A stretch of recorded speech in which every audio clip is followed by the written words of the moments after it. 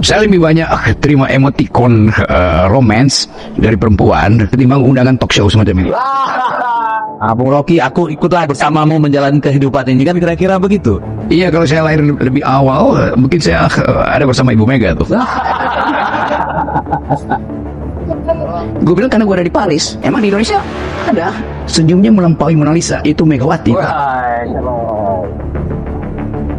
Hancur Dedi. Berarti Bung Rocky ini mirip sama Pak Jokowi juga kalau begitu. Sebagainya. Cuma bedanya kalau Bung Rocky manjat tebing sama gunung, Pak Jokowi kan manjat tangga kekuasaan. Luar biasa. Nikmatnya beda tuh. Cuma jangan dengan istri saya dong ya. Bahaya nanti pulang ke rumah.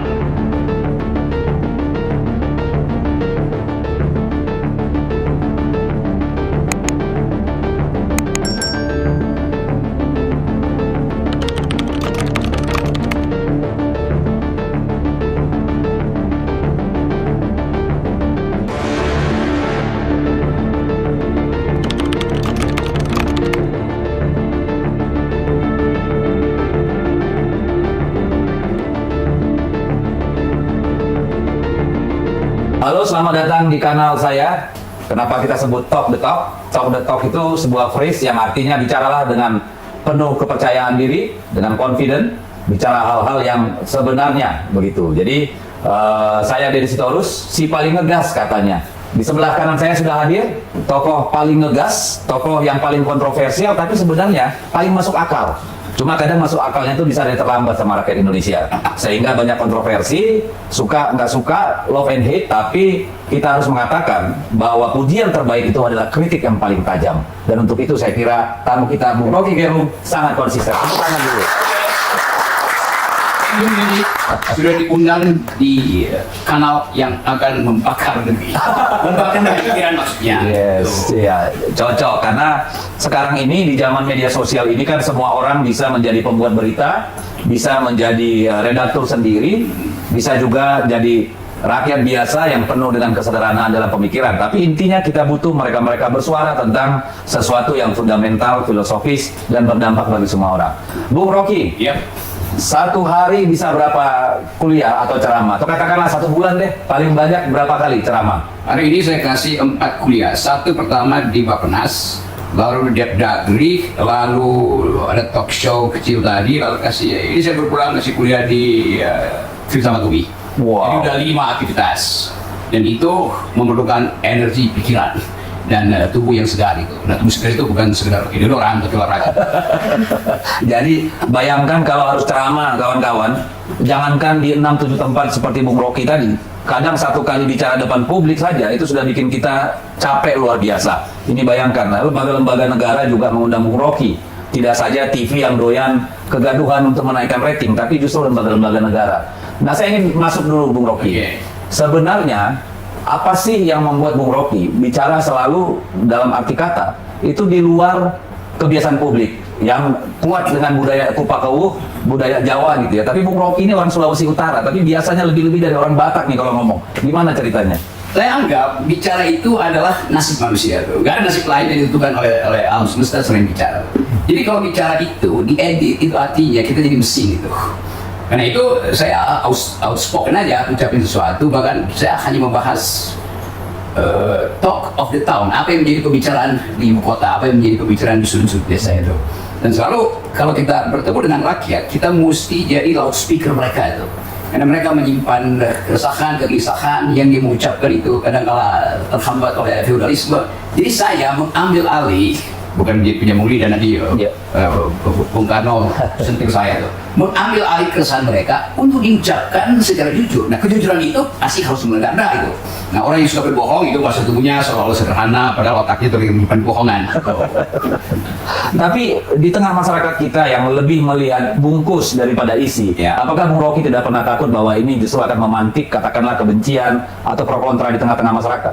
Dulu kalau Bung Karno pakai problem itu, pasti dia akan kerepotan untuk mengucapkan pikiran rakyat. Tapi Bung Karno menganggap bungkus dan isi itu nyatu tuh. Dia mau buka bungkusnya dan dapat isinya. Kalau isinya itu harus diucapkan, bungkusnya bahkan dia mesti robek itu. Jadi nggak ada sesuatu yang saya bayangkan. Bung Karno mengucapkan sesuatu dengan metafor yang kuat, dengan logika yang tajam. dan dengan kemampuan retorik, dan itu kita nggak bisa beda lagi. Bung Karno lagi bicara bungkus apa isi tuh, karena dia langsung nyatu tuh. Nah kita di sini seolah mesti ditegur, nanti bungkusnya harus cermat ya supaya isi nggak terbaca. Eufemisme, kira-kira gitu. Nah itu yang saya dendam pada orang-orang yang pakai eufemisme untuk menyembunyikan ketidakjujuran mereka. Sebenarnya itu sebentuk kejahatan juga ya, membungkus fakta dan realita dengan cara-cara yang lembut, padahal sebenarnya tidak memperbaiki apa-apa. Iya, itu yang saya bilang, sopan santun dalam politik itu artinya ketidakjujuran. Oke. Harus sebenarnya terang-terangan aja ngasih tahu, you salah itu. Kan kita nggak ada urusan dengan manusianya kan, kita urusan dengan cara dia menghasilkan kebijakan misalnya. Nah, itu harus terus terang diperlihatkan salahnya. Ya orang benci itu urusan dia lah. Jadi benar-benar tidak ada kebencian di sana ya. Benar-benar bukan dilandasi oleh ketidaksukaan seperti banyak disuarakan oleh di ruang publik gitu ya, terutama di media sosial. Jadi benar-benar tidak ada kebencian terhadap katakanlah pemerintah atau Jokowi misalnya. Nggak ada, saya tidak pernah membenci manusia itu. Karena setiap orang yang saya temui pasti kita punya jabatan. Ya nggak mungkin kita membenci sahabat kita kan. Kita membenci orang yang gagal untuk mempertahankan eksistensinya di dalam jabatan publik. Kan hanya itu. Jadi kalau saya kasih kritik pada timnas itu, saya bilang ini timnas ini sebetulnya tim naturalisasi nasional tuh. Malas orang tuh, dan saya enggak. Saya cuma menerangkan itu bahwa ada problem, bahwa saya mencintai sepak bola ya pastilah. Bahwa saya ingin supaya menang, pastilah. Tetapi seringkali kita mesti jujur juga mengatakan bahwa ini sebenarnya bukan timnas, tapi tim naturalisasi, timnas. Jadi timnas. Lalu orang marah tuh, tapi kenapa mesti marah? Jadi kelihatannya negeri ini belum diatur dengan kemampuan untuk menilai yang dikritik objeknya personal atau objek publik, kan yang itu intinya. Oke, jadi menurut Bung Rocky, kenapa sih orang Indonesia itu sulit menerima hard truth gitu ya, kebenaran yang brutal gitu? Kenapa orang lebih senang kalau hal-hal yang benar atau yang mendasar itu harus disampaikan dengan cara yang lembut atau tidak boleh frontal? Ini sejenis budaya atau sebenarnya sesuatu yang baru bagi kita? Sebetulnya kita jadi penuh dengan bunga-bunga karena takut untuk mengejar kejujurannya tuh. Dan mungkin dipengaruhi juga oleh ras kita itu kan. Saya Aquarius itu, lahir bulan Januari. Jadi kadang-kala saya merasa kejanuarian itu memungkinkan saya untuk eksplor sesuatu tanpa rasa takut. Dan kalau nggak salah ibu juga lahirnya Januari ya. Jadi itu Anak saya nomor 1 juga Januari. Sama. Jadi kemampuan itu juga kita mengerti karena pasti ada sesuatu. Kan setiap orang punya bintang yang diacu itu kan. Nah saya mengacu pada bintang yaitu kejujuran dan mau marah nggak ada soal. Ibu Mega juga begitu. Ibu Mega nggak pernah nahan logikanya kan, diucapin aja. Kemudian orang bahasa tubuhnya begitu, iya, tapi di belakang bahasa tubuh itu ada logika yang benar kalau Ibu Mega tuh. Jadi buat saya nggak ada soal tuh. Oke. Jadi boleh nggak kita katakan begini, bahwa sebenarnya ini adalah persoalan kebudayaan, bukan literasi. Karena kalau dikatakan literasi, yang mendukung Bung Rocky itu banyak dari masyarakat biasa, ya, yang komentar di media sosial segala macam. Sementara di kalangan menengahnya ini justru yang banyak tidak nyaman gitu. Ini menjelaskan apa sebenarnya? Itu seolah-olah mau disinopsiskan bahwa Indonesia itu sopan santun. Iya, sopan santun itu kan bahasa tubuh. Tetapi dalam percakapan, apalagi percakapan publik, nggak boleh ada sopan santun. Coba lihat pendiri bangsa ini, Haji Abu Salim itu sopan di mana dia kalau ngeledek orang. Sultan Syahrir berdebat nggak tanggung-tanggung. Siapa lagi yang belakangan, Pak Rosyan Anwar, itu kalau ngeledek itu habis-habisan gitu kan. Jadi buat saya, sesuatu yang harus diucapkan aja. Bahwa itu kemudian menimbulkan kegembiraan atau menimbulkan kesedihan, ya urusan emosi masing-masing lah. Tapi kita tidak boleh mengedit sesuatu yang kita anggap lurus sehingga dia akhirnya diterima sebagai bengkok. Karena mesti pakai tadi itu culture matters itu kan. Jadi culture matters itu ya buat keluarga oke, tapi buat urusan publik nggak boleh ada culture matter. Oke, jadi memang ada kecenderungan self-censorship juga akhirnya belakangan ini ya. Pada akhirnya itu yang takut pada self-censorship pasti di dalam dirinya ada kejahatan kecil yang Oke, baik. Coba kita merefresh dulu. Kalau menurut Bung Rocky, dibandingkan semua presiden yang lain, Pak Jokowi ini dibandingkan 6 presiden kita yang lain, sebenarnya hal yang paling positif yang bisa kita katakan sebagai legacy dari kepemimpinan, yang bukan proyek atau ini, tapi dari sosok kepemimpinan seorang Pak Jokowi itu apa sih, Bung Rocky? Dari awal saya curigai Pak Jokowi itu mengidap semacam apa namanya itu, literally inconsistency itu. Jadi saya duga dari awal masa beliau itu good to be true gitu. Tapi pada waktu itu mungkin saya salah. Tapi saya dapat semacam sense. Saya sering ketemu dengan mahasiswa, dengan politisi. Ya ada sesuatu yang under capacity, tetapi harus diucapkan dengan di backup oleh pencitraan. Jadi begitu pencitraan pertama muncul, waktu dibocorin kamera-kamera itu saya udah oke, ini berbahaya nih. Kenapa sih Pak Jokowi akan dikendalikan oleh lingkungan dia yang ingin ada kamera terus itu? Akibatnya Pak Jokowi terjebak di dalam keinginan untuk melihat kamera kan. Itu yang kemudian diteruskan sampai kasus terakhir, dibuat seolah-olah itu doorstop, padahal sebetulnya itu mainan dari humas ke sana juga. Itu juga berbahaya buat bangsa ini. Kita nggak pernah lihat Ibu Mega berpura-pura depan kamera tuh. Kita nggak pernah lihat apa lagi Bung Karno itu. Dia doyan ada kamera karena dia tahu dia akan memperalat kamera itu. Ibu Mega juga begitu tuh. Tapi Pak Jokowi diperalat oleh kamera. Itu bahayanya atau paradoksnya situ. Oke, tapi itu kan kecenderungan negatif ya. Tapi kalau yang positif, yang menurut Pak Jokowi, Pak Bung Rocky bisa menjadi legasinya Jokowi apa ya? Oke, ini pertanyaan ke 1217 dan saya nggak dapat. 1200 loh, 17. Saya nggak dapat tuh. Karena iya tapi kan kita dalilkan mengevaluasi Pak Jokowi berdasarkan apa dia janjikan itu. Semua dia janjikan tidak terjadi. Jadi kalau dibilang ya IKN kan nggak pernah janjikan tuh. Oke. Yang dia janjikan bahkan itu yang tidak dilakukan. Jadi saya mau konsisten di situ aja. Sekali lagi sekedar mengevaluasi bahwa Pak Jokowi itu berbohong berkali-kali sebetulnya. Nah kita tahu bahwa dalam politik ada yang semacam ya diplomasi kecilan, tapi kan nggak mungkin berlanjut kan. Kan PDIP mengenal dari awal kata Pak Jokowi sebagai pengasuh gitu. Tetapi Jokowi nggak ngerti bahwa dia diasuh oleh PDIP untuk diamankan. Makin lama dia merasa dia bisa amanin diri sendiri ya. Karena itu dia merampok pengamannya. Yang ngaco ya di situ. Itu gilanya di situ tuh cara berpikir Pak Jokowi itu. Oke, kalau menurut Bung Rocky, apakah katakanlah tadi persepsi tentang Pak Jokowi seperti Bung Rocky tadi, itu memang sesuatu yang sudah built in di dia, atau beliau mengalami transformasi sebenarnya? Karena kan dulu Jokowi itu kan kuat sekali dengan aroma kerakyatan nih dalam tanda kutip. Jadi dan kemudian itu yang dicoba terus dibangun oleh beliau kan. Nah, apakah Jokowi yang kita kenal hari ini itu hasil transformasi atau memang built-in-nya seperti itu? Saya mau kerasa kecil ya. Oke.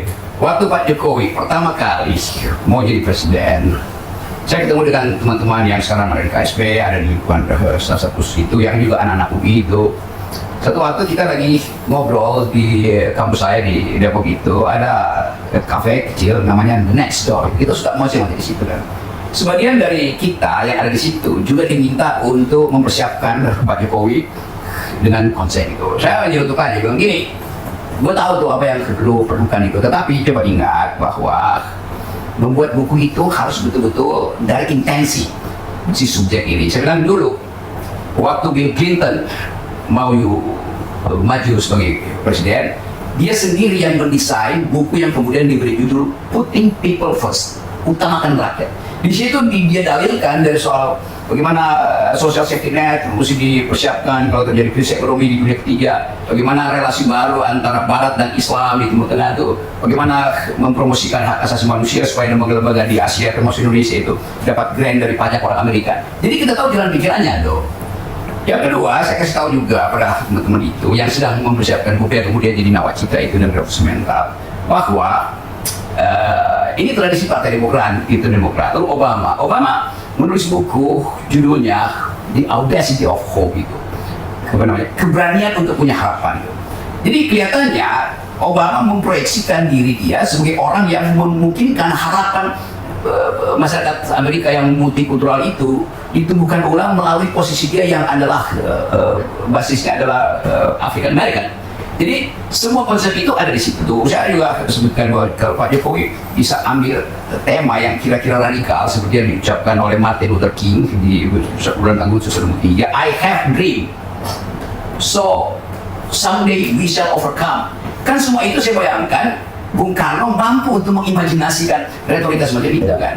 Jadi setelah selesai itu tiba-tiba berkas sudah jadi, terus dibawa mungkin ke Jalan Sumbang pada waktu itu di mana itu, teman dari sana telepon, ya Pak Jokowi berjanji untuk kita rapat sama-sama sini membahas ide dasar buku itu udah ada draftnya.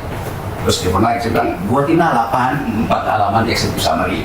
Karena sekali ini teman-teman saya kan, lalu dibuatin dan akhirnya mereka bilang, ternyata Pak Jokowi cuma mungkin baca 4-10 menit. Jadi tidak berbekas dalam hatinya. Nah di situ pertama kali saya anggap bahwa kapasitasnya memang nggak ada. Jadi tinggalkanlah hal-hal yang sifatnya konseptual. Tapi setelah itu saya masih ketemu dengan semacam Romo Beni misalnya, teman baik saya tuh. Dan gini deh, hal-hal yang menyangkut pluralisme, saya tentu itu saya bikin draftnya itu, serudupkan kepada Pak Jokowi itu dibaca. Tapi kelihatannya orang-orang di situ itu tidak mampu untuk ambil inisiatif membrief Presiden Jokowi itu pada waktu itu ya presiden.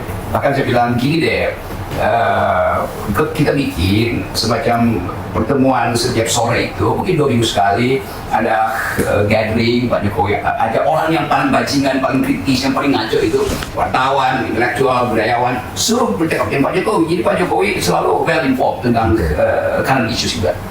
Dan kok bisa, gue bilang iya dulu Mitra Angge, Prancis itu melakukan itu tuh. Semua orang pinter ya, bahkan yang paling kritis dia undang. Nah percakapan sore itu akan membuat Pak Jokowi nyaman di dalam wilayah intelektual gitu. Nggak jalan juga. Jadi memang ada defisit intelektual pada beliau. Dan teman-teman, termasuk teman-teman saya itu nggak mampu untuk tegur Pak Jokowi, naikin sedikit abstraksinya tuh. Jadi tidak ada latihan di situ. Mungkin terlambat Pak Jokowi. Tapi ini masalahnya intellectual capacity, Yes. atau memang interestnya yang nggak ada? Ya, dulu saya anggap bahwa intellectual capacity-nya itu bukan kita bilang nggak mampu, tapi ya udah, jadi terima aja itu fakta, intellectual capacity-nya nggak ada. Maka karena itu mesti di backup dengan semacam sugesti-sugesti supaya interestnya muncul. Ya. Ternyata nggak muncul juga tuh. Ya, mungkin nggak ada orang yang tega untuk kasih tahu kan Pak Jokowi ini salah nih gini. Dan karena itu tadi mungkin ada feudalisme tuh, merasa ya Pak Jokowi kasih semacam aura supaya jangan mendekat, karena pakai bahasa Jawa, lu semua merasa oke, ini raja yang ada di depan. Kalau yang jadi raja. Tapi kalau saya ingat-ingat ya, Pak Jokowi itu kan memang kuat sekali dengan katakanlah tanda kutip atribut-atribut kerakyatan, Ya. atribut-atribut rakyat. Kita ingat waktu baru-baru Pak Jokowi muncul ke publik kan selalu muncul dengan kesederhanaan, dengan sepatu seharga 50.000, 70.000, baju yang murah segala macam gitu ya, makan yang juga secukupnya gitu. Tapi yang saya mau tanyakan sama Bung Rocky, apakah itu nggak genuine? Ataukah itu sesuatu yang engineer gitu atau direkayasa? Ya itu yang disebut dimanufaktur konsensus bahwa Jokowi adalah orang yang sederhana. Saya buka sedikit rahasia lagi, karena menjelang pergantian kekuasaan kita belajar juga dari cerita-cerita yang akhirnya terkumpul. Satu waktu saya ada di Solo tuh, diminta ngajar di UNS. Pada waktu itu saya kalau nggak salah dengan Ari yang sekarang Ari Dupayana? Bukan, ya itu Ari yang kurang bermutu. Yang IPB bukan? Bukan, yang sejarah. Oh iya. Ari Sugito. Oke, saya kasih kuliah di situ, lalu masuk notes kecil. Kalau setelah selesai, kita mau bicara ya. Dia bilang, oke. Karena saya pikir ini tim dosen kan. Setelah mana dosen-dosen yang?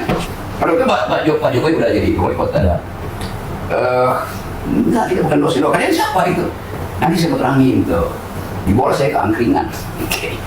Di Solo ya? Solo nih, lalu mereka bilang, sepertinya ada orang yang itu Pak Oki, tapi dia lagi sakit. Siapa namanya? Rewang. Rewang itu adalah tokoh Partai Komunis Indonesia, pemimpin pemuda rakyat. Orang kiri lah ya? Orang kiri, yang paling paham tentang rakyat. Dia anggota termuda di Komite Sentral Partai Komunis Indonesia. Karena itu partai itu resmi, bukan partai yang dilarang ya, resmi. Mungkin boleh punya Rewang ini, karena setelah itu kemudian ya, beberapa bulan atau beberapa semester kemudian Pak Rewang meninggal. Ada bilang begini, ada pesan dari Pak Rewang, jangan percaya pada Pak Jokowi bahwa dia itu merakyat. Itu banyak orang yang tahu. Kenapa? Kalau ada jalan bolong, besok pagi selesai tanpa pakai APBD. Lu gimana caranya? Telepon oligarki.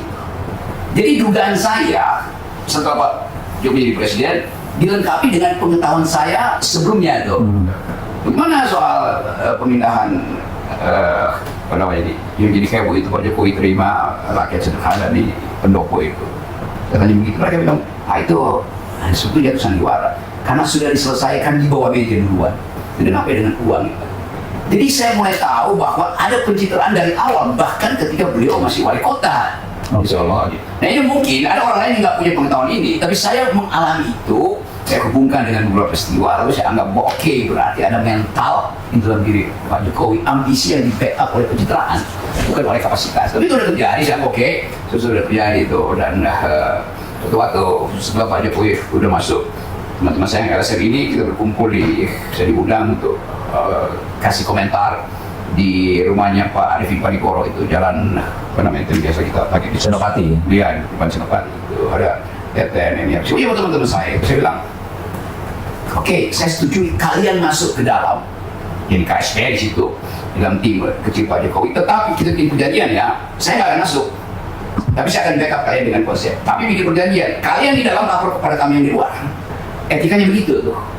Lama-lama mereka going negatif, bahkan jadi suaka di situ. Nah, bisa Banyak teman-teman kita juga di situ. banyak gitu. Jadi saya menganggap, wah kalian nggak jujur dong. Saya justru mau membantu supaya ada pembagian kerja. Oleh itu saya bilang kalian tatap mata jenderal-jenderal di situ, tundukkan secara mental. Apalagi kata kalau kamu kepala staf itu kamu itu orang nomor 2 di Republik. Anda bisa nipu, Anda bilang mana Panglima Abri, mana Kapolri, saya mau bicara tuh. Nggak bakal Kapolri itu menolak atau reject ke Pak Presiden, nggak mungkin.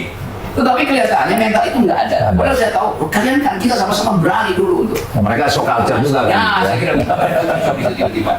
Kalau takut nangkap Wiranto. Jadi dari awal terlihat mental itu nggak ada.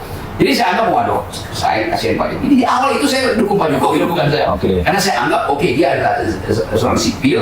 Kita bikin percobaan bahwa orang dari daerah, walaupun sudah tahu, oke, mungkin Pak Luhut atau Pak Yusuf Kala ada sedikit cawe-cawe untuk membawa Pak Jokowi ke Jakarta, demikian juga Pak Prabowo lalu tiba pada Ibu Mega. Oke, saya nggak peduli itu.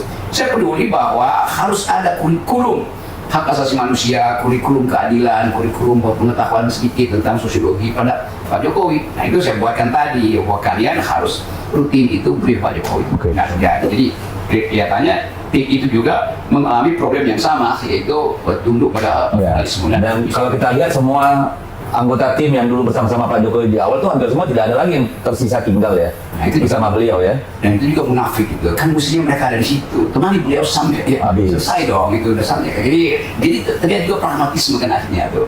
Jadi, sekali lagi itu yang pelajaran lesson learned kita tentang watak seseorang yang tidak di-backup oleh pengetahuan, tapi juga mengabaikan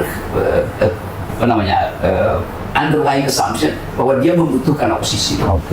Nah kalau kita lihat periode pertama Pak Jokowi tidak terlalu banyak istilahnya power politics di dalam. Ya, padahal waktu itu kan bisa dikatakan PD Perjuangan dan Pak Jokowi itu secara politik tidak kuat. Ya. Dan kemudian dibandingkan dengan periode kedua, di mana power politicsnya begitu luar biasa, dan akhirnya membuat semua orang takluk. Sebenarnya apa sih kuncinya? Seorang politisi dari Solo, dari rakyat kebanyakan gitu ya, belum pernah di tingkat nasional, lalu kalau pemahaman kita ini kan pasti dia butuh waktu untuk mengenali jejaring yang ada, historicalnya seperti apa, siapa saja yang punya modal sosial, modal politik, modal pendanaan dan seterusnya. Tapi kalau kita lihat periode kedua itu ya, kenapa magnetnya begitu kuat sehingga semua takluk di bawah Pak Jokowi? Ya, coba bayangkan Pak Jokowi dari Jogja, dari Solo, pindah ke Jakarta, pindah ke Menteng di mana elit politik bermukim tuh. Dan beliau nggak pernah tahu ini siapa nih, jalurnya siapa tuh, kapasitasnya apa tuh. Jadi Jokowi masuk ke Jakarta dengan pengetahuan peta politik yang kosong tuh, tentang elit ya, tentang peta elit. Tapi pada waktu itu udah ada semacam euforia bahwa oke, rakyat betul-betul menerima semacam genre baru, cara baru berpolitik. Jadi tanpa evolusi lagi, taken for granted bahwa Jokowi sudah mampu atau sudah menghidupkan yang disebut politik kerakyatan. Pada saat yang sama, elit ini mengintai Pak Jokowi karena dia tidak punya kurang kapasitas, maka dipermainkan aja. Akhirnya Pak Jokowi terima semua usulan kok pada waktu itu kan. Itu yang kemudian menyulitkan dia tuh. Dia mengandaikan dia punya kemampuan, tetapi dia dipermainkan oleh mereka yang tahu dia dari atas bahwa jalannya akan sini. Tapi kemudian berkembang karena udah 5 tahun di periode kedua, Pak Jokowi udah tahu tentang yang kita sebut psikologi politik manusia tuh. Jadi Pak Jokowi tahu ini pasti mau ini pasti mau ini. Jadi dia belajar dari pengalaman manage harapan para elit ini, kepentingannya. Jadi setiap orang itu yang udah bertahun-tahun ada di dalam kegiatan dia bersiapa. Seorang montir itu nggak perlu belajar di ITB untuk paham tentang mesin karena tiap hari dia ikut gitu kan. Jadi Pak Jokowi juga akhirnya mengerti bahwa mesin politik dia itu wataknya begini, dia begini. Jadi akhirnya Jokowi belajar, oke, saya bisa kendalikan kan.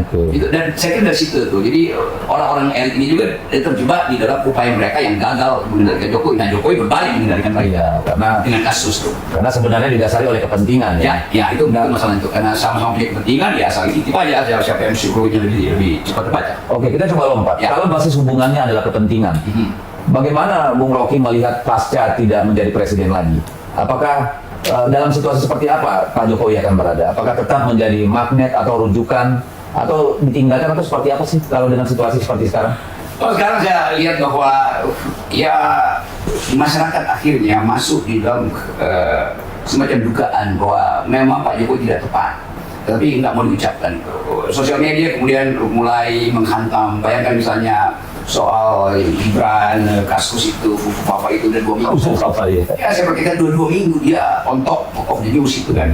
Artinya ada seseorang atau satu sistem yang sengaja memelihara itu untuk menguji daya tahan psikologi Pak Jokowi. Dan kelihatannya Pak Jokowi nggak tahan karena itu menyangkut keluarga itu. Maka saya kira dia pergi ke IKN untuk menghindar dari bisingnya Jakarta itu. Jadi kalau saya coba masuk dalam kebudayaan Jawa itu, dia merasa bahwa pulungnya udah nggak ada. Wah, Jakarta ini nggak jauh. Sarunya yang muncul ya? Ya, tapi dia merasa dia masih bertahan gitu kan. Nah ini ketegangan ini yang mungkin beliau ada di IKN lalu mulai memikirkan tuh dalam kesendirian dia akhirnya mulai menduga bahwa oke, ada hal yang salah, tapi udah terlambat, itu masalahnya kan. Nah itu saya lihat Pak Jokowi mulai minta maaf, tapi ya minta maaf itu juga itu nggak genuine menurut Bung Rocky? Nggak genuine itu, karena Pak Jokowi mesti datang mengatakan bahwa anak-anak saya itu memang salah didik oleh saya, itu lebih genuine. Orang Indonesia kan bilang oke, Anda tahu. Tapi gimana mau dikatakan salah didik? Satu jadi wakil presiden, satu jadi ketua umum partai, satu istri wali kota, sebentar lagi gubernur. Iya, dia bilang bahwa kalau dari ukuran biasa kan harusnya berhasil. Dia berhasil tentunya, tapi kan dia sebetulnya bahkan tahunnya masih ada udah post power. Oh gitu. Jadi mental Pak Jokowi itu tiba-tiba layu kan. Jadi kita lihat di lapangan bola kemarin itu ada sensasi buruk pada Pak Jokowi. Tapi mungkin dia nggak peduli lagi, dia merasa pokoknya saya mesti ada kamera itu kan. Jadi ketagihan kamera itu soalnya dan itu kan bahaya orang yang ketagihan kamera. Begitu baterai. Ilusi ya. Iya, ilusinya dia ungkapkan terus. Sekarang dia pergi ke IKN yang ngapain IKN? Dan mungkin dukunnya bilang tuh pergi ke IKN dulu kan. Saya sebut kata dukun itu karena jadi top of the town soal kedukunan desa. Oke, jadi coba menurut Bung Rocky ini 20 tahun lagi, 25 tahun lagi, Oke, masyarakat nih terus Bung Rocky nanti dia yang sebutkan nanti juga. Menurut Bung Rocky, 20-25 tahun lagi, rakyat Indonesia itu akan mengingat Jokowi sebagai tokoh yang seperti apa kira-kira? Orang tetap akan ingat Pak Jokowi itu karena ada semacam memori kolektif bangsa ini yang pernah merasa ada seseorang yang dengan sangat sederhana menyapa rakyat, ada seorang dengan sangat tulus. Tetapi karena ada sosial media, semua itu akan diingatkan orang. Begitu ada orang yang generasi 20 tahun lagi yang masih FOMO, dan FOMO-nya itu justru pada isu-isu hari ini akan mengatakan bahwa iya memang betul, tetapi kan sudah dibantah oleh Derry dan Rocky di top the top tuh kan. Jadi semua ini kan akan mengingatkan, tapi tetap yang mau itu ada kan. Yeah. Tetap aja ada orang yang merasa tersentuh, dikasih baju oleh Pak Jokowi, dikasih hadiah kan. Itu akan melekat. Saya punya pengalaman buruk tuh suatu. Saya hanya 1 kali mendampingi Pak Jokowi, kebetulan datang ke dapil saya tuh. Jadi kita ke pasar, lalu di pasar mulai tuh bagi-bagi kaos. Saya lihat kan, saya ambil dari pas pampres, saya bagi satu-satu gitu. Terus tiba-tiba dari belakang saya Pak Jokowi kan lempar-lempar gitu. Saya ngelihat, saya kaget. Akhirnya saya tinggal tuh, saya nggak ikut sampai akhir bagi, karena saya nggak tega gitu. Tapi rakyat itu bahagia loh, berebutan sampai saling injak-injak tuh untuk dapat baju dari Pak Jokowi. Ya karena tetap mereka nggak peduli itu, dia anggap bahwa ini orang panutan, ini apapun yang dilakukan dia diterima aja. Kan buat kita yang rasional menganggap ya datang dong kasih itu. Tapi itu kan dianggap budaya barat itu kan. Bagi rakyat itu aja kan nggak penting, yang penting fantasi mereka tentang seseorang itu ada di depan mata mereka tuh. Dan bahkan dapat itu gitu. Jadi bisa dibilang dia dianggap rakyat di bawah itu memang seperti Ratu Adil gitu ya, orang yang dinantikan. Ya itu Pak Jokowi betul-betul dapat grammar itu tuh, karena itu diulang terus kan. Nah kesalahan Pak Jokowi yang begitu nggak boleh diulang-ulang, karena orang akan bikin perbandingan tuh. Lama-lama Pak Jokowi terus-menerus masih lempar-lempar, orang ini nggak sopan dong. Jadi ya karena sangat beda. Ketika Pak Jokowi melempar-lempar itu diglorifikasi dan masyarakat suka. Tapi ketika itu dilakukan oleh Pak Prabowo, kalau saya nggak salah dari mobil itu dibully habis-habisan. Kenapa bisa berbeda? Pada waktu itu Jokowi punya kesempatan untuk menghasilkan relasi dengan rakyat. Pak Prabowo tidak punya kemampuan itu tuh. Karena Pak Prabowo kan tetap gaya komandonya masih ada. Jokowi betul-betul larut dengan rakyat. Jadi Pak Jokowi hadir di dalam kerumunan, Pak Prabowo hadir ditonton oleh kerumunan, itu beda itu dua. Jadi tidak cair kimianya. Oke. Jadi kalau kita melihat di situasi yang sekarang seperti yang sudah kita punya, menurut Bung Rocky sebenarnya ada nggak sih alternatif lain yang bisa dipilih Jokowi supaya kondisi politik tidak seperti hari ini? Di mana sih titik berangkatnya kemarin persimpangannya Pak Jokowi itu?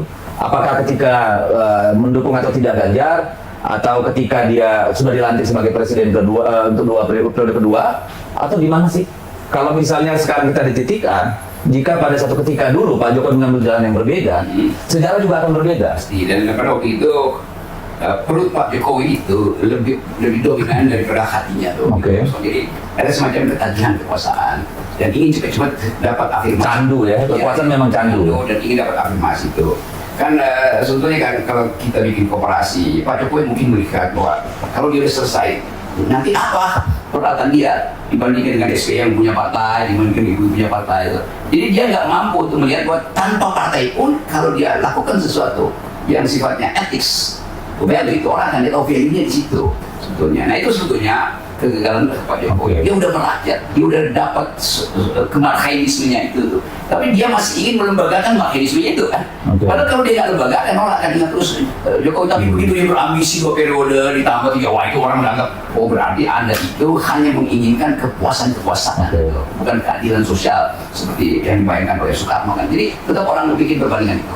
Jadi bagi anak-anak muda nih, karena kan kita tidak ingin juga, ini kan generasi Z ini kan, Gen Z, Gen X gitu kan. Sekarang ini kan bisa dikatakan lebih banyak mengambil pelajaran politik, kepemimpinan, itu dari media sosial. Nah apa sih yang bisa ditangkap atau diambil nilai positifnya Pak Jokowi ini bagi orang-orang muda sekarang? Orang muda ada di dalam penyesalan sebenarnya. Mereka tetap mengidolakan Jokowi. Tapi kemudian berhenti ketika Ibu Mega menegur keras Jokowi. Lalu mereka mulai analisis. Bahkan Ibu Mega yang mengasuh kan itu Mami Nausmi Muda ya. Lalu mereka menganggap kenapa bisa dengan PDIP itu kan. Nah, mereka mulai riset itu, bicara dengan seniornya dan mereka temukan bahwa belum gitu Ibu Mega memang punya hak untuk mengusir bahkan beberapa orang yang saya bicara mereka. Iya memang diusirkan dari sana dari PDIP kan enggak diusir tapi didiamkan. Ya artinya Ibu Mega nggak suka lagi itu. Jadi anak muda akhirnya merumuskan bahwa Ibu Mega bukan marah sebetulnya, menyesal bahwa ada seorang anak yang seperti itu tuh, yang saya kasih semacam gambaran di sebuah talk show bahwa dulu di dalam mitologi Yunani itu ada seorang laki-laki pria yang ingin jadi raja, mengabdi pada si raja, lalu diminta kesetiaan pada raja dengan memenggal kepala ibunya tuh, dan dia memilih pergi di kerajaan sambil memenggal kepala ibunya. Dia bilang ini kepala ibu saya yang saya sangat cintai, dipersembahkan kepada raja. Waktu dia naik ke atas singgasana raja, kepala ibu yang dipenggal itu jatuh terguling. Pada saat terguling, kepala itu masih bilang, nah hati-hati ya menapaki kursi kerajaan itu. Jadi ada pesan moral tinggi di situ. Ya tentu Ibu Mega juga merasa bahwa kan saya asuh kamu itu, kenapa berbuat begitu. Tapi itu semacam pembatinan Ibu Mega yang juga hanya bisa lihat di dalam sudut kata dia. Tapi saya kira Ibu Mega juga memahami bahwa ya ada hal yang tidak sempurna dalam proses pengasuhan itu. Ibu Mega kan punya kemampuan untuk mendamaikan dirinya sendiri dengan perbuatan seseorang yang sudah mengkhianati dia. Nah, kalau melihat potensi ke depan, karena banyak orang beranalisa bahwa ke depan Pak Prabowo tentu tidak akan seperti sekarang yang kelihatannya sangat manut dan katakanlah sangat menurut apa yang dimaui oleh Pak Jokowi. Bahkan di depan publik itu berkali-kali. Tetapi di sisi lain sering terlihat juga ketegangan. Ya, misalnya pada waktu konferensi pers di KM tuh soal keberlanjutan, kelihatan sekali gestur Pak Prabowo itu kan sangat tidak nyaman ya. Dan gestur Pak Jokowi juga tidak nyaman gitu. Kemudian kita lihat bagaimana keributan yang ditimbulkan oleh revisi Undang-Undang Pilkada kilat yang ingin mengaborsi putusan MK itu terlihat, dan kita dengar juga bahwa Pak Prabowo tidak happy dengan itu sehingga akhirnya gagal juga gitu. Nah ini ke depan bagaimana menurut Bung Rocky? Apakah Pak Jokowi akan tetap menjadi figur yang sangat diperhitungkan oleh Pak Prabowo, kemudian menempatkannya di One Team Press, atau seperti apa sebenarnya kira-kira menurut analisa Bung Rocky? Jadi saya bacanya begini, ini dua tokoh, Pak Jokowi dan Pak Prabowo. Prabowo sudah memperoleh kekuasaan tapi belum bisa diaktualkan tuh. Sementara Jokowi masih punya kekuasaan dan tidak mungkin lagi untuk didelegasikan biasa pada birokrasi dia itu. Dalam keadaan begitu, dua tokoh ini saling kirim sinyal tetapi melalui pihak ketiga itu. Kan nggak mungkin mereka berdua bercakap-cakap dan saling memberitahu secara verbal, wah IKN batalin aja Pak ya. Atau Pak Jokowi bilang iya tapi makan siang gratis juga dikurangi, nggak mungkin kan. Jadi pakai pihak ketiga tuh, yaitu pers ya. Nah Pak Jokowi kirim pesan itu di dalam keadaan ada pers, maka bagi Pak Prabowo canggung banget menjawabnya kan ada pers. Demikian juga kalau Pak Prabowo misalnya mau nyindir, nggak enak juga tuh karena ada yang nonton itu. Jadi duel psikologi ini yang akan terus berlangsung sampai 2 Oktober. Begitu 20 Oktober, nggak ada lagi problem itu pada Prabowo. Prabowo akan diduga untuk mengatakan bahwa oke, saya tahu bahwa saya sudah berjanji pada Pak Jokowi 4 tahun mungkin, tapi itu kan belum sebelum saya melakukan kalkulasi ekonomi secara rasional tuh. Ya mungkin itu akan diucapkan, tapi Pak Jokowi nggak bisa kirim sinyal lagi kan. Jadi kelihatannya ini semacam kesepakatan diam-diam itu antara mereka berdua itu supaya jangan saling mengganggu dulu. Tetapi bagi Pak Jokowi kalau dia nggak ganggu dari sekarang, nggak ada jaminan ya. Untuk mengendalikan. Tapi kan ada Gibran sebagai wakil presiden. Apakah itu tidak bisa menjadi jembatan untuk memelihara komunikasi yang erat di antara mereka ke depan? Iya, sebelum ada acara Fuku Fafa itu kan agak berarti, apalagi ada Fuku Fafa dan mungkin ada tambah lagi Fafa Fufu berikutnya. Jadi semua ini kan masuk di dalam psikologi Pak Jokowi, Pak Prabowo juga kan gimana ini? Bukan sekedar pertemuan dua kekuasaan Jokowi dan Prabowo atau Gerindra, juga ada soal keluarga di situ kan. Yang etiknya juga mungkin berbeda, status cara berbahasa berbeda, bahasa tutur berbeda, antara Gibran dan keluarganya Pak Prabowo. Kan itu juga dipertimbangkan tuh.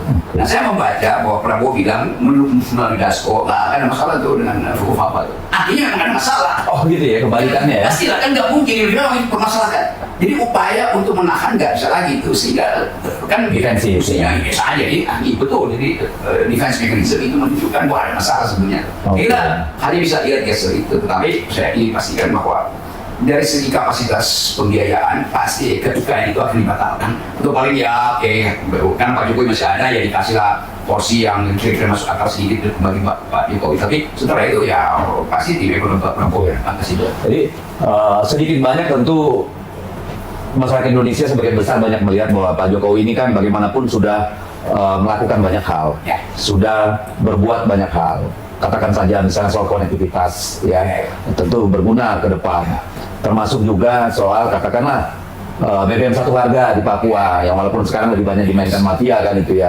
tapi hal-hal itu tentu kan hal positif yang harus disimpan oleh rakyat Indonesia.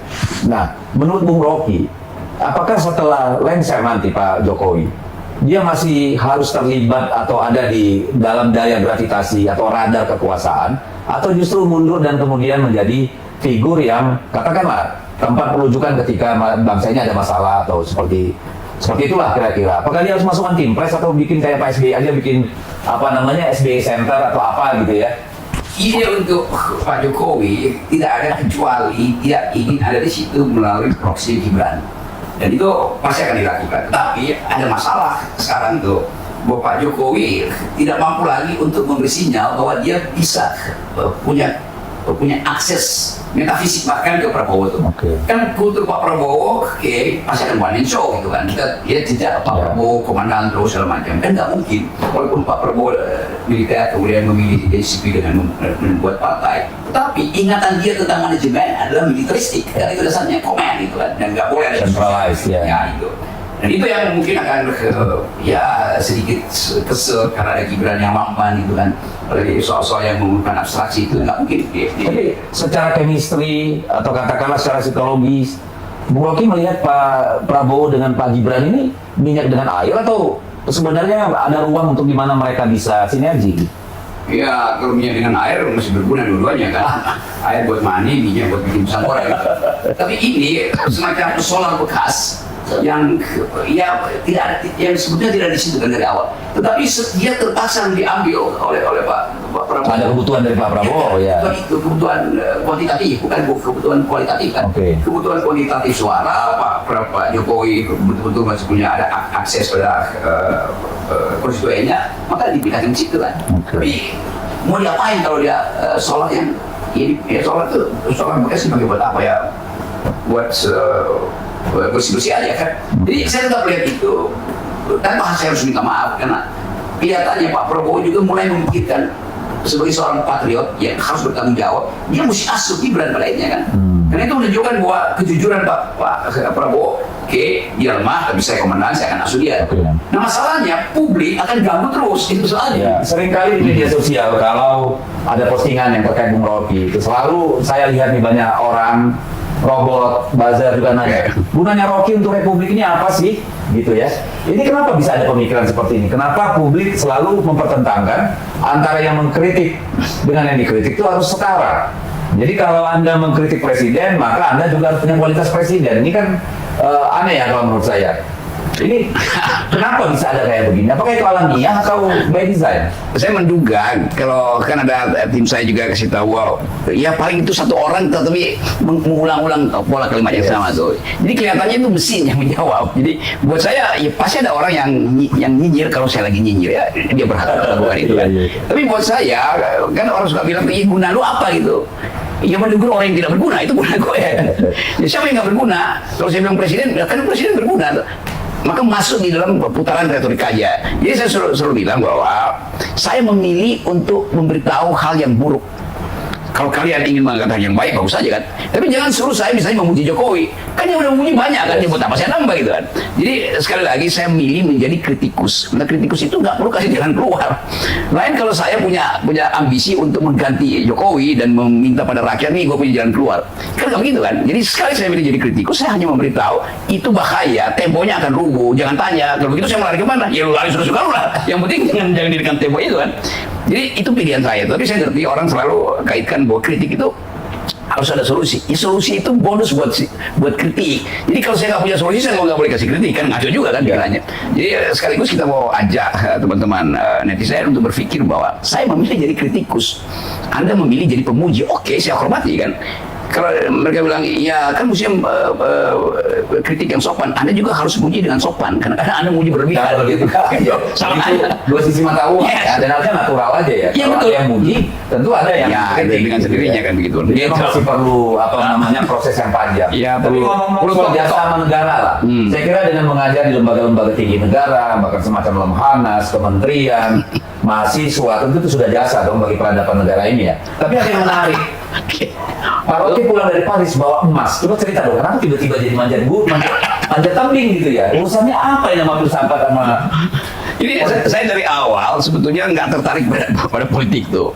Ini juga kecelakaan. Saya ngajar bertahun-tahun, saya aktif di LBH, tapi LBH kan bukan lembaga politik, lembaga riset hak asasi manusia. Lalu tadi satu waktu orang minta saya kasih komentar untuk Pak Karni Ilyas waktu itu. Saya kasih komentar, lalu jadi itu. Tapi saya selalu anggap bahwa yang saya ucapkan itu kan analisis tuh.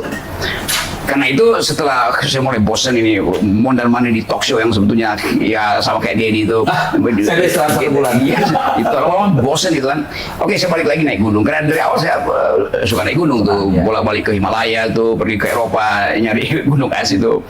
Lalu saya diundang untuk membesarkan panjat tebing. Oke, kalau begitu. Bilang nggak Yeni ya? Bilang jadi Wahid di situ. Jadi oke, gue bantuin tuh. Jadi saya jadi senang di situ karena itu ya habitat saya kan. Dan tapi ini hobi aja atau sebenarnya cerminan dari inner thought nih? Kenapa manjat tebing? Apa yang bisa didefinisikan dari situ? Apa memang Bung Rocky suka sosok yang keras dan menantang sehingga kau tertarik panjat tebing gitu? Kan kalau kita ada di tebing itu atau di puncak bukit itu, kita tahu bagaimana gravitasi itu akan mempermainkan kita, bagaimana angin itu akan kadang-kadang merasa ini angin manggil kita untuk terjun kan. Jadi sensasinya betul-betul semacam orgasme berkali-kali gitu secara batinnya, bahkan secara konseptual kita mau merasa ini format saya apa sebetulnya di dinding itu kan, melekatkan tangan di situ lalu tergores sedikit. Jadi ada kenikmatan untuk merasakan keadaan tragis, kita sebut itu keadaan tragis. Jadi eksistensi kita juga diuji ketika real kita mengalami jebakan-jebakan. Kalau misalnya tiba-tiba suhu dari -6 langsung drop jadi -20 itu karena pengaruh angin, kan kita langsung merasa sensasinya tuh. Kalau lagi tersesat di hutan tiba-tiba apelnya tinggal 1 dan tentang itu gimana caranya nih supaya bisa bertahan Tapi tiga hari. di satu sisi berarti Bung Rocky ini mirip sama Pak Jokowi juga kalau begitu. Sebagai Cuma bedanya kalau Bung Rocky manjat tebing sama gunung, Ya. Pak Jokowi kan manjat tangga kekuasaan.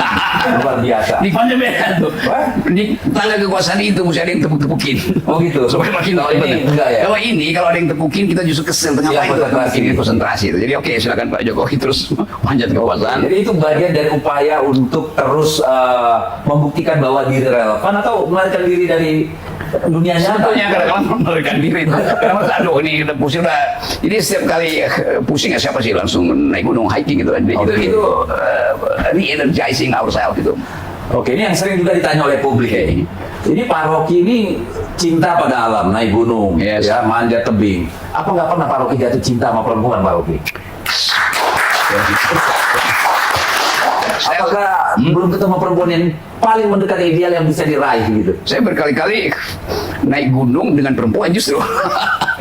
Ya itu kan beda ya. Tapi orang sih pengen membayangkan Pak Rocky yang selalu bicara filosofi, bicara tentang sesuatu yang fundamental.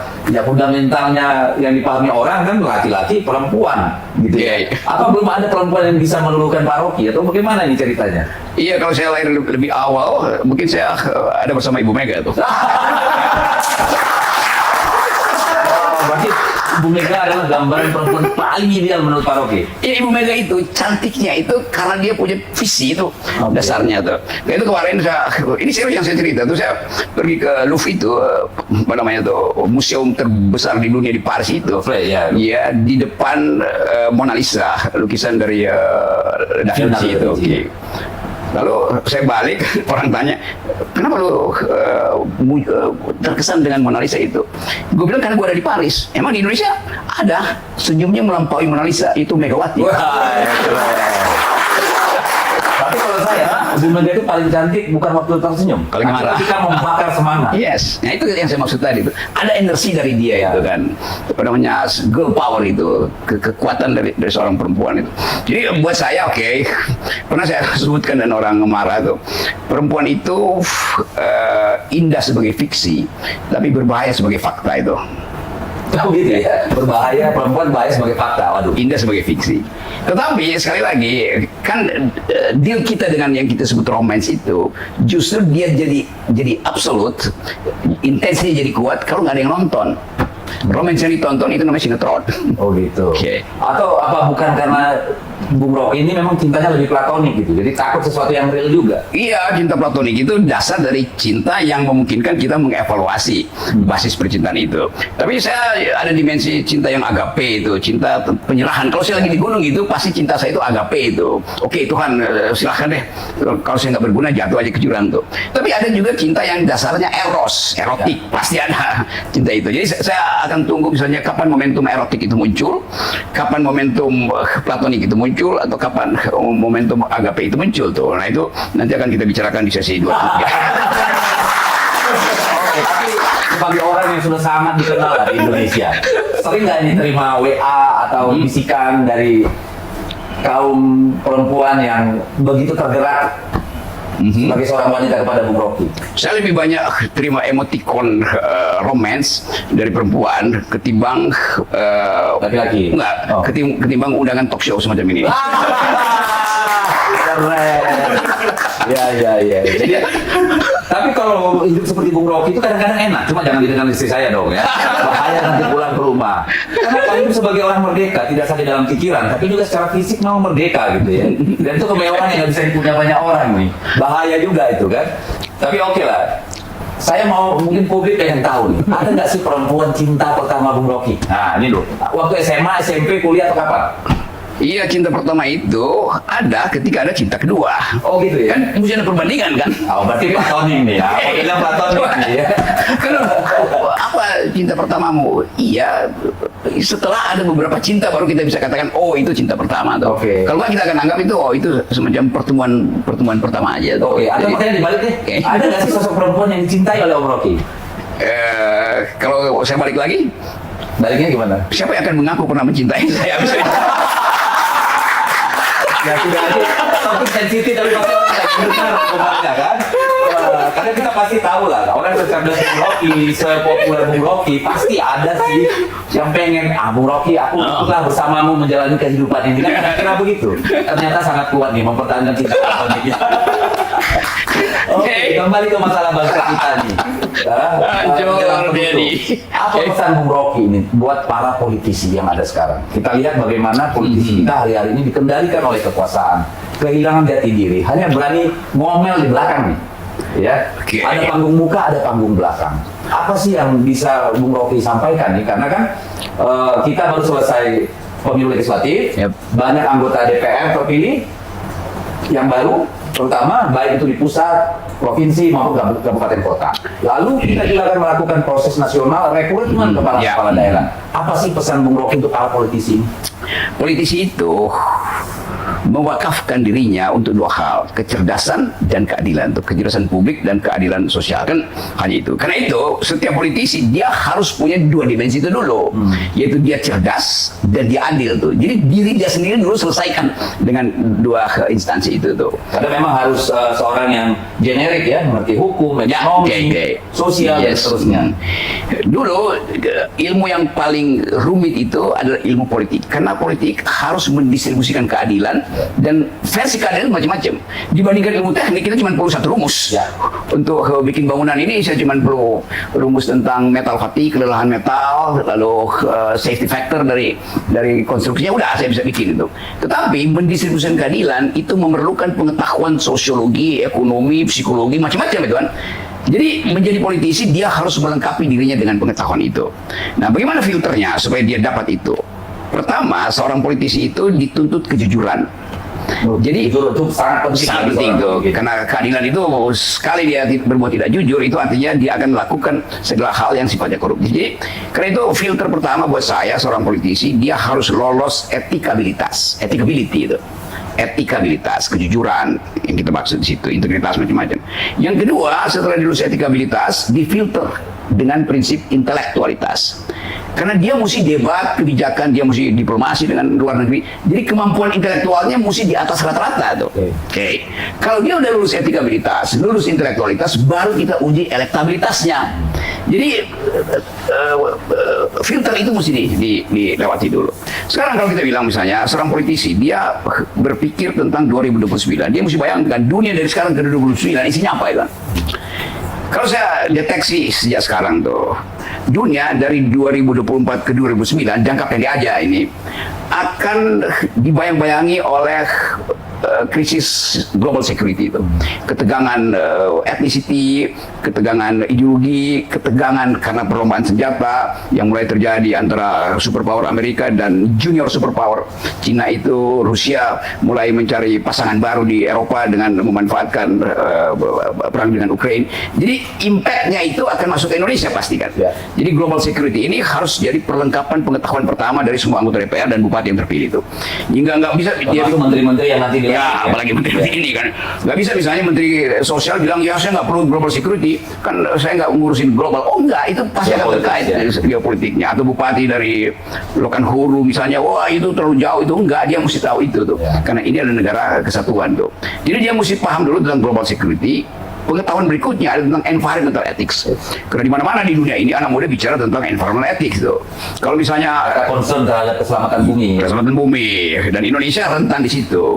Satu waktu saya ada di Budapest itu, di Hongaria, di sebuah kafe, saya bilang, ya kalian promosiin kopi, saya punya kopi, yaitu kopi Gayo tuh, Aceh.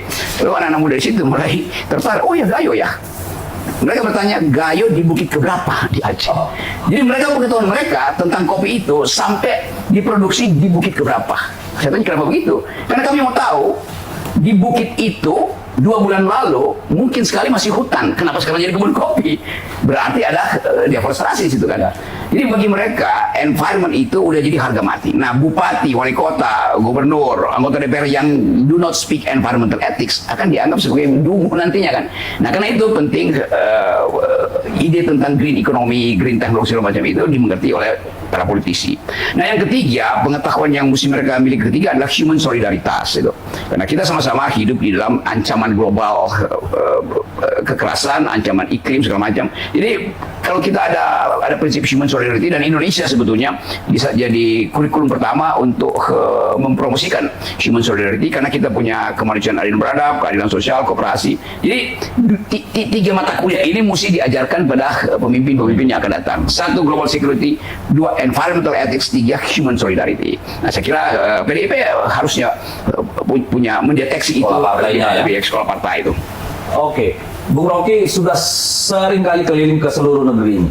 Ya. Kampus-kampus, ketemu anak-anak muda yang masih kategori Gen Z. Sebenarnya kekhawatiran terbesar mereka apa sih? Kalau menurut Bung Rocky? Di awal saya menduga mereka peduli dengan Indonesia tuh, karena bagi mereka itu masa depan mereka harus tentukan. Lama-lama saya mulai menduga atau menyaksikan ada semacam kecemasan mereka terhadap nasib negeri. Dalam keadaan kecemasan itu, kita lihat data di sistem perbankan kita yang menunggak pinjaman online itu 50-70% adalah Gen Z atau the millennials ini kan. Jadi betul-betul real pada mereka kebutuhan ekonomi itu. Nah, kalau pemerintah yang akan datang tidak bisa servis mereka, mereka akan jadi bagian yang pesimis terhadap masa depan. Padahal kita janjikan bonus demografi. Jadi mulailah membaca psikologi dari generasi ini. Yang kedua, mereka karena dilibatkan langsung di dalam fenomena-fenomena ketokohan, akhirnya mereka masuk di dalam paradoks yang disebut fear of missing out. Itu namanya FOMO itu. Yeah. Fear of missing out itu. Jadi takut dia kehilangan panutan. Yeah. Akibatnya tokoh-tokoh yang itu global sebenarnya. Global. Nah, di kita mereka takut dia nggak punya tokoh yang dianggap sebagai panutan dari komunitas. Nah, bahayanya yang jadi panutan mereka juga orang-orang yang dalam kapasitas pengetahuan tentang patriotisme, nasionalisme, dan tadi ide-ide global itu palsu sebetulnya. Dan yang bahaya, generasi yang dalam kehidupan mereka kehilangan identitas sebagai orang yang secara otentik mestinya produksi sesuatu dan langsung mencari cara dengan lebih mudah untuk sekedar mengabdi pada ketokohan seseorang tanpa ada kurikulum kritis, ini berbahaya untuk pertandingan merebutkan bonus demografi. Kan bonus demografi itu diperebutkan di antara negara, bukan kita yang akan dapat itu. Kalau kita misalnya punya kemampuan IQ naik sampai 2045 20% basis point, Singapura naik 30%, ya kita tetap tertinggal kan. Jadi kita memang naik relatif, tetapi secara absolut kita nggak mungkin kompetisi. Tapi apakah kekhawatiran para anak muda ini memang legitimate? Karena kalau saya melihat misalnya, apa sih sumber kekayaan negara kita ini? Ya. Kan bukan manufaktur. Oke, betul. Lebih ke sumber daya alam. Ya. Dalam kondisi sekarang, di mana kepedulian terhadap bumi begitu kuat karena climate change misalnya, nanti kan sektor-sektor ekstraktif ini tidak akan terlalu dijadikan andalan. Lalu sebenarnya menurut Bung Rocky ini, ke depan anak-anaknya seperti apa? Ya, ada anak-anak yang well informed dengan soal-soal green atau robotics kan. Tetapi kan data yang ada, pemilih yang kemarin itu 70%, 78% adalah lulusan kelas 7, cuman nggak lulus SMA, nggak lulus SMP kan. Jadi bagi mereka yang disebut bonus demografi apa ya? No meaning ke mereka. Ya, itu betul-betul sesuatu yang di awang-awang gitu. Mereka tetap jadi subjek yang menunggu BLT di mana-mana itu. Saya kasih ilustrasi tadi, ada wawancara dengan beberapa anak muda itu yang ditemukan beredar di Jakarta pakai dimobilisasi lewat angkot itu yang disebut pasukan berani mati Jokowi itu. Oh, yang 20.000? Ya, yang udah mulai masuk itu. Ditanya, kenapa ada di sini? Ya karena kami ingin membela Jokowi itu habis-habisan itu. Kenapa membela? Ya kita nggak tahu. Loh, kenapa ada di sini? Ya kita disuruh. Disuruh imbalannya apa? 30.000. Jadi sebetulnya kita nggak mendidik orang akhirnya tuh hanya demi memuaskan ide untuk membackup Pak Jokowi, kita korbankan generasi ini kan. Jadi saya ingin supaya silakan mobilisasi tapi dengan ide gitu. Kenapa kalian membela Pak Jokowi? Karena kemampuan Pak Jokowi kamu anggap masih tersisa tuh. Itu masuk akal tuh. Bukan tanpa tahu tapi karena disuruh tuh. Jadi sekaligus kita menghimbau teman-teman Gen Z ini supaya mengerti bahwa sekali kita terjebak di dalam bujuk rayu yang sifatnya pragmatis, maka seluruh harapan kita untuk memuliakan Indonesia yang berpikir hilang juga kan. Oke, nah ini terakhir. Sebagai orang yang berpikir, kira-kira apa pesan yang Bung Rocky mau sampaikan ke Pak Jokowi dan Pak Prabowo? Kalau pikiran itu dijadikan acuan untuk menentukan arah politik, maka pikiran akal sehat Pak Jokowi harus dia ucapkan di depan publik resmi, official dari istana tuh. Bukan dengan minta maaf kiri kanan itu kan. Ketika belusukan. Jadi dia mesti ucapkan itu dengan jujur dan orang kan lihat bahasa tubuhnya jujur apa tidak tuh. Nah, jadi semacam political speech gitu. Ya, itu IKK yang apa namanya, talk to the nation, talk for nation gitu kan. Itu dia mesti ucapkan itu kan. Dan jangan dibuatkan, bicara aja secara jujur, original datang it comes from my inner heart, wholeheartedly, kira-kira begitu kan. Nah itu sebetulnya, karena saya tetap anggap bahwa masih ada momentum sedikit bagi Pak Jokowi untuk menyadari itu, dan itu akan jadi game changer buat dia sebagai tokoh tuh. Nah pada Pak Prabowo tentu kita ingin ada rasionalitas di dalam kabinet. Misalnya ya Pak Prabowo bilang 8%, iya oke 8% kita tahu akan di speed up, tetapi apa konsekuensinya kalau 8% itu membahayakan lingkungan? Kan 8% di push artinya ekonomi kayak mesin yang digas cepat-cepat kan, lalu overheating itu. Ecological footprint bertambah nggak dengan 8%? Berapa persen oksigen yang akan hangus itu kalau ekonomi dipush cepat-cepat tuh. Jadi kira-kira begitu tuh. Nah, saya percaya bahwa Pak Prabowo punya kapasitas itu. Tetapi sekali lagi ada ketegangan psikologis yang harus diselesaikan dulu secara rasional oleh Pak Prabowo. Jadi satu waktu nanti Prabowo juga akan kita minta bicara di publik, ucapkan bahwa saya sudah memutuskan dan saya kira Pak Jokowi akan mengerti bahwa saya tidak akan mengikuti semua langkah yang dia inginkan. Kan itu lebih fair sebetulnya tuh, gitu. Fair kan saya buat dua mereka itu permintaan kita. Terima kasih. Saya kira mudah-mudahan Pak Jokowi dan Pak Prabowo mendengar nasihat seorang guru, seorang guru ya, bukan seorang politisi ini ya. Nah, saya kira terima kasih Bung Rocky. Sudah mencerdaskan kita tentang banyak hal. Yang intinya adalah kalau bagi saya, pujilah setinggi langit, tapi kritiklah juga sekuat guntur, dan itu biasa-biasa saja. Oke, terima kasih kepada Bung Rocky. Ya, terima kasih. Sampai jumpa lain waktu. Oke.